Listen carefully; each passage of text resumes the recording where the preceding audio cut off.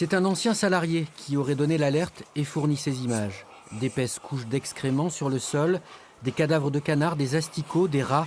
Pour l'association L214 qui a publié cette vidéo la nuit dernière sur Internet, cet élevage de lichos dans les Pyrénées-Atlantiques est le pire que les militants de la cause animale aient eu l'occasion de voir. Cet élevage atteint des sommets dans l'horreur. Les canards sont enfermés dans des cages qui sont en train de s'effondrer.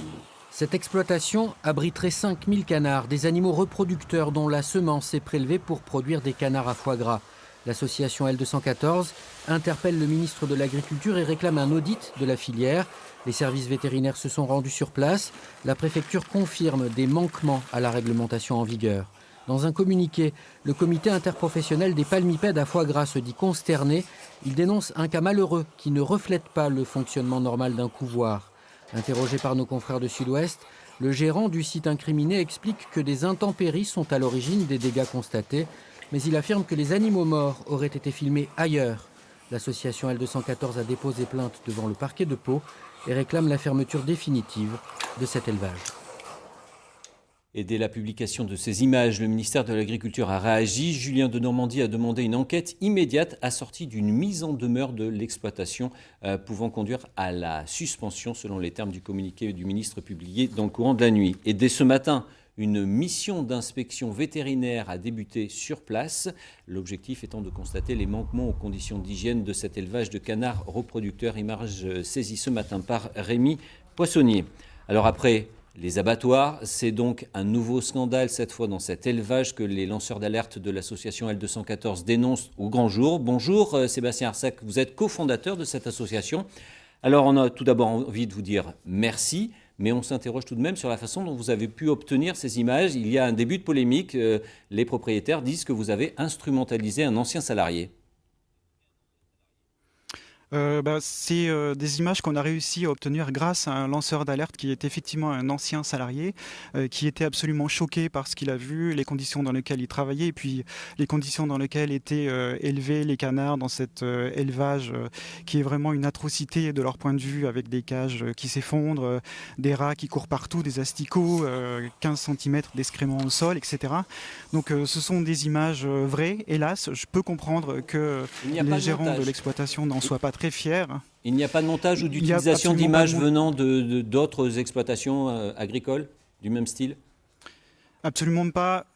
C'est la crédibilité même de notre association. Ça fait plus de 10 ans qu'aujourd'hui on fonctionne sous le nom de L214. Ça fait après 15 ans que moi-même je fais des enquêtes. C'est la crédibilité même de notre association. Hélas, il n'y a pas besoin de faire quelque montage que ce soit. Il suffit juste de montrer la réalité de cet élevage-là. Il y a effectivement une situation qui est totalement hors de contrôle et on ne fait pas de reconstitution. Hélas, c'est la vraie vérité. Et encore une fois, je comprends aussi la volonté de vouloir orienter l'attention ailleurs, mais la vraie question aujourd'hui, c'est un élevage comme ça, comment il a pu perdurer, comment c'est possible qu'un élevage comme ça... Oui. Justement, Sébastien Arsac, dès cette nuit, le ministère a demandé une inspection assortie d'une mise en demeure de cette exploitation. C'est suffisant selon vous ? Non, c'est clairement pas suffisant.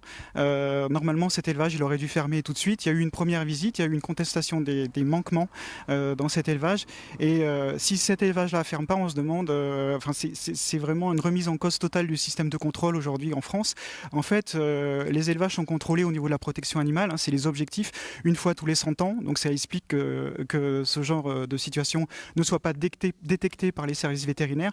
Et la seule réaction qu'il aurait fallu avoir aujourd'hui, c'est de fermer tout de suite cet élevage, clairement. Et c'est pas de faire de la communication. Aujourd'hui, on nous dit tout le temps que ce sont des situations isolées, des cas particuliers. On nous dit à chaque fois qu'on sort une enquête.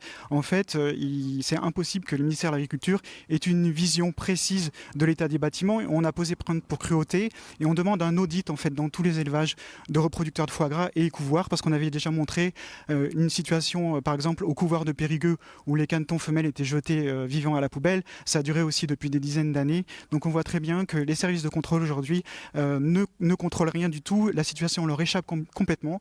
Et le ministère essaie de jouer aux pompiers en essayant de rassurer les consommateurs. Voilà.